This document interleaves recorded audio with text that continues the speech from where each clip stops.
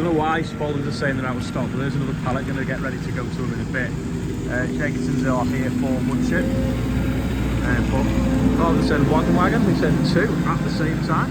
Rob in a very fetching agri-contract contrast hood hoodie. You could have told me these lads were coming. They only said one was coming.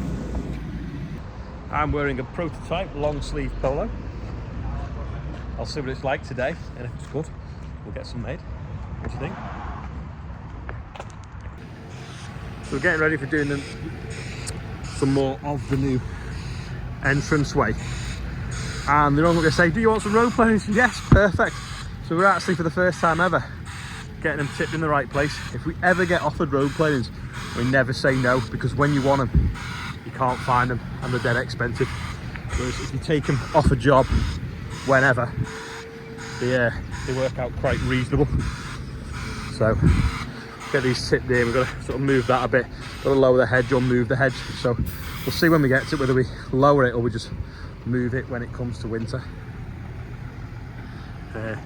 Dave's chipping away as well.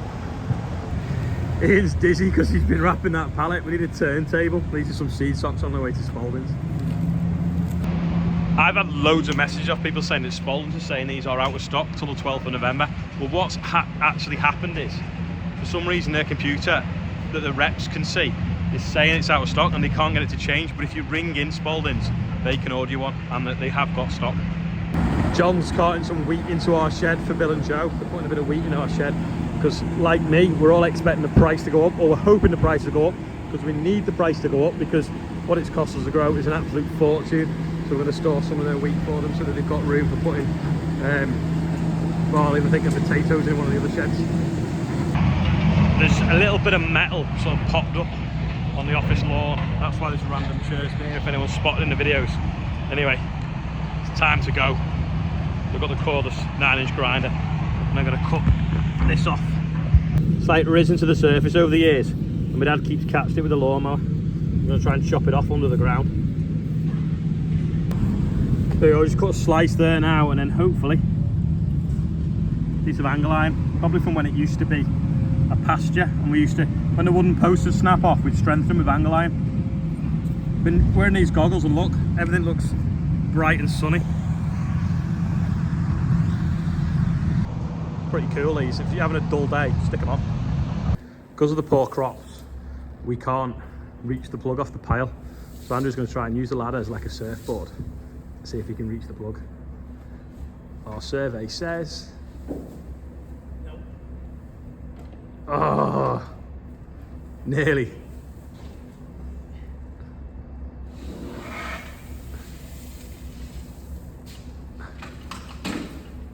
What's that, on the cleat? Yeah. You think that'll work?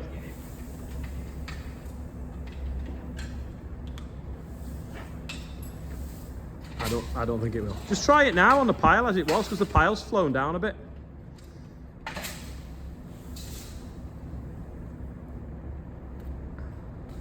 This is why we employ Andrew.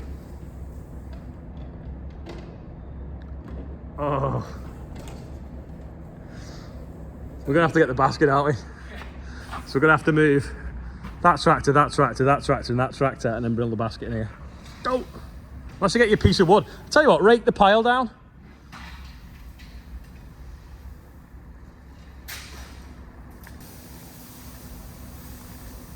That'll do now, you get that. You only needed 2-inch, she said. Can you do it?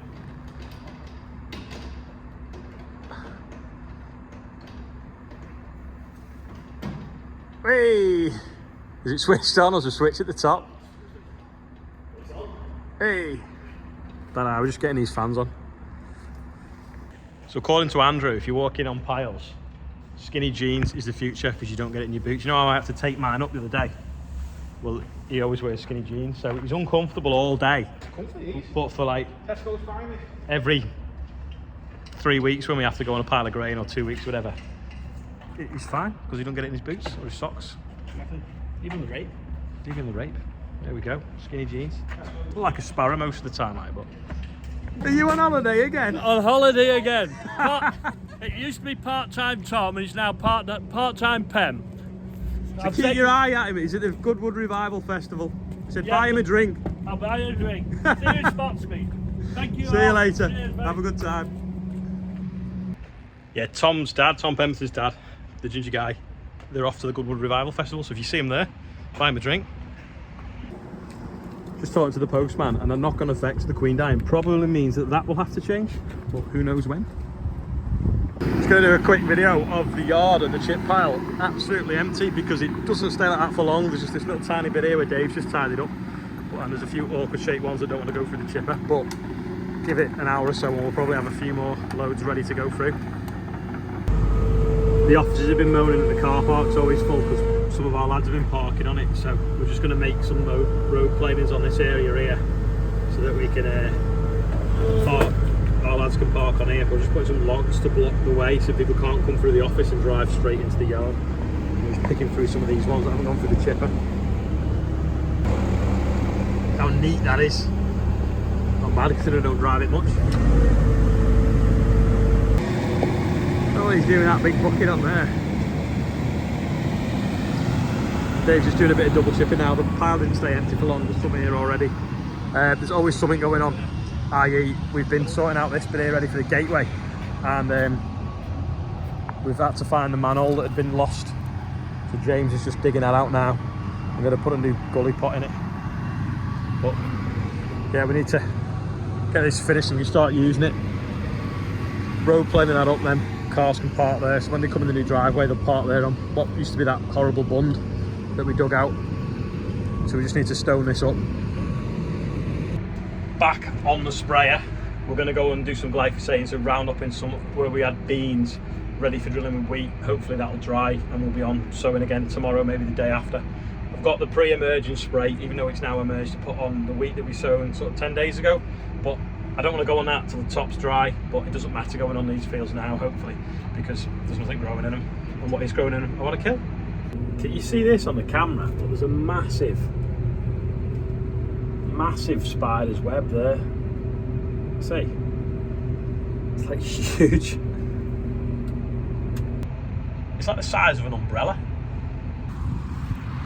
I'm spraying off this bean stubble and just come onto this one, and there's mushrooms growing, which obviously is a sign of healthy soil, but maybe that's what's eating it. Slugs, little tiny juvenile slugs. See them there? I was wondering what was eating holes in the mushrooms, but it must be the slugs, which isn't good because it probably means that they might try and have a go of the wheat when we throw the wheat. But yeah, there I am spraying. Lots of people on different platforms always ask me about the sprayer and how it works, and I know it might be a bit basic because there's a lot of farmers watching. If you're a farmer watching, tell me if it was basic or not.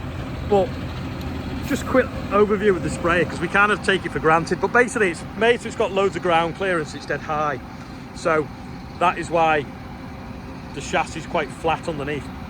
It's driven in each corner by hydraulic motors, which means that you can really get a good lock on each wheel, makes it really manoeuvrable, so when you turn you don't flatten much crop down. You've got what's called an induction bowl here. It's basically like a toilet. You pour all the chemical in and you sort of flush it, and it ends up inside that big metal tank at the back there. Some of them have plastic tanks. This is a Bateman, it's made in sort of Devon, and it's got a stainless steel tank.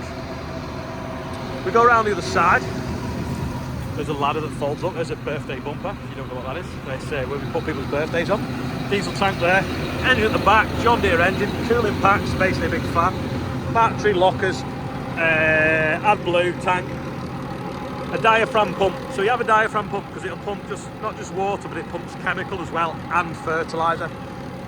Once it's in that tank, it gets sucked out and then pumped under pressure down these green hoses here.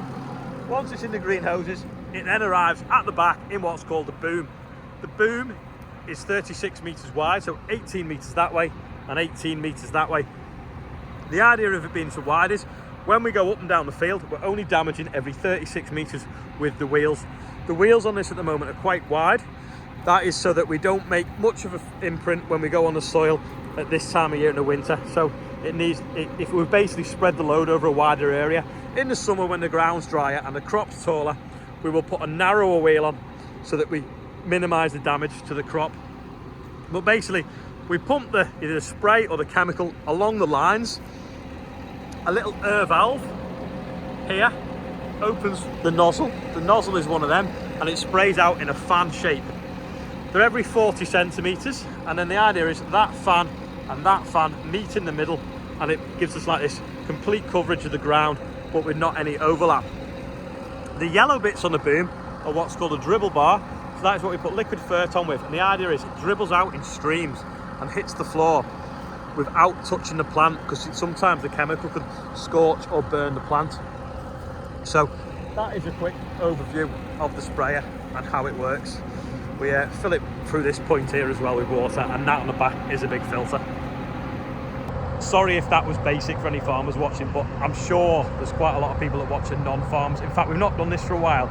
If you're a farmer, let me know. If you're a non-farmer, let me know, and then I know how to pitch the channel to what people are watching, basically, so that you can understand what's going on the farm. Anyway, I'm going to put some Roundup on this field, which is glyphosate. I'm going to kill these weeds off, and hopefully tomorrow, if it dries up, I'm going to stitch some wheat into it. Once the wheat stitched into it, I'm then going to go put what I call a pre-em on, which is a pre-emergence spray, which is a chemical that just goes on the top of the surface of the soil, and it creates a barrier. So when the wheat comes up, the wheat doesn't mind it, and it'll just grow through it. But if grass weeds come up, they'll like get the taste of the chemical and be like, ugh, and they'll hopefully die. That'll carry the soil, protect the soil into the spring, so the wheat gets established, and then it'll swamp any weeds out. By then, the effectiveness of the pre-em spray will have worn off, and then we might have to go through with another weed control in the spring, but it just gets it into winter and established. Just got my feet up while I'm washing the sprayer out. Anyway, last week I had a visitor from somebody, and we were showing him around Brookhouse, looking at the different diversification that's going on there with the holiday let. Anyway, she had a really interesting job. She does walk and talk therapy. So rather than going to see a therapist that people would do, you can go on a walk in the countryside based in Shropshire. Anyway, it's a really good thing, and it's a really good idea, but it's not scalable. She can only help so many people a day, and obviously geographically it's not that easy. Anyway, we're talking about different options, and I was like, why don't you do like YouTube and TikTok short videos, you know, of like, you know, self-help, mental health, or like inspirational kind of stuff, because she's obviously trained in that kind of thing. Anyway, she's done this today. Hi, I'm Jo from Jo Fallows Wellness. I'm a walk and talk therapist based in Shropshire, and I've been told recently that my job is quite interesting. So I've been advised to do behind the scenes, life as a walk and talk therapist. Now, we've also got this place here, Betley Park, that's going to be renovated, so you can get some behind the scenes footage of that. And our interesting lives in Shropshire. What's not to love? Come join me. Well, I think that's really good idea. So if you want to go and follow her, she's got a YouTube channel now. There's a link below. Also, go and follow her on TikTok, because I said she could do some live TikTok videos as well and talk to different people on there, but you can't do that until you've got 1,000 followers. Don't forget, I'm on TikTok. I think it's AgriContract Ollie Blogs, or the other way around. Go and find me on there. But yeah, let's see if we can give her a bit of a channel a leg up and see how it grows, because I think it's brilliant. You have them calendars that you turn over each day with inspirational quotes on, but if she gets it right, it could be something that's everyone watching them on in a couple of minutes, after you've watched me, of course. Yeah, that beeping, because I've got the pressure right up in manual. I'm just washing out the sprayer now, because, well, I've already washed it out from the wash tank twice, and then I'm washing it out again and the wash tank twice again, so we'll have 5 washes, because the next thing I'm doing is spray on wheat that's tiny. I don't want to kill it. So I'm making sure that the boom's completely clean. Really quick birthday bumper, because this video's gone on far too long. Rob Jones, Chloe Edwards, Kevin Wood, Tyler Fisher, Andy Williamson. Not sure if it's Andy Williamson, I know. Happy birthday. Bill Remy, Charlie Griffiths, Toby Haywood. Happy birthday everyone on there, and anyone else whose birthday it might be today. That is the end of the video today. Sorry it's gone on so long, but there's quite a bit to fit in. But yeah, thanks for watching. I'll see you tomorrow. And if you're not subscribed, subscribe. And if you've made it this far, click like, because everyone started clicking like yesterday, and YouTube really started to show the video to more people, which is great. So see you later.